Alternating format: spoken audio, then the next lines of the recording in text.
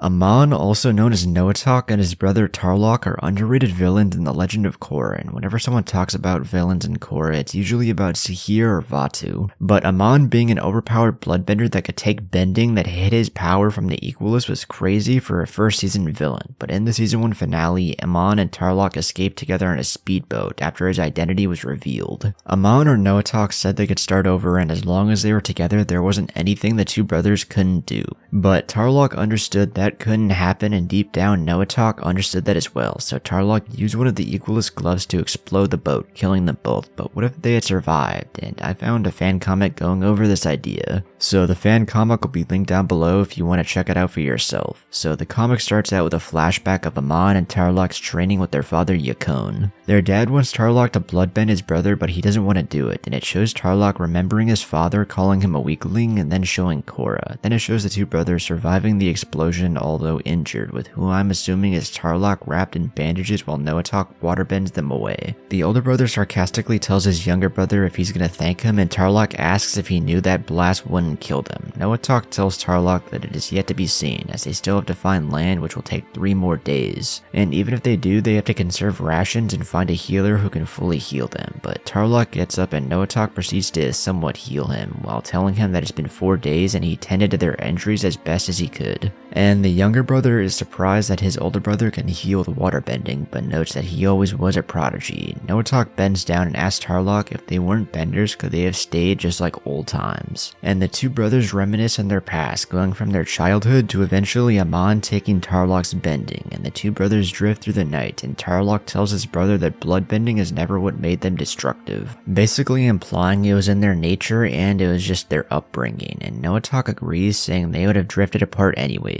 And the older brother tells his younger brother that he shouldn't have left them with their father, and the comic ends with Noatak apologizing to Tarrlock as they float through the sea during the night. Definitely shows the tragedy between the two brothers and how their upbringing turned them into villains later on, but after they lost everything, they found their way back to being brothers and tried to start over, but in the end they both realized that it would never work. But if you enjoyed the video, then be sure to leave a like, comment, and subscribe. Go check out my other channels and go follow me on TikTok, which will all be linked down below along with this comic. But with all that out of the way, I will catch you in the next one. Peace.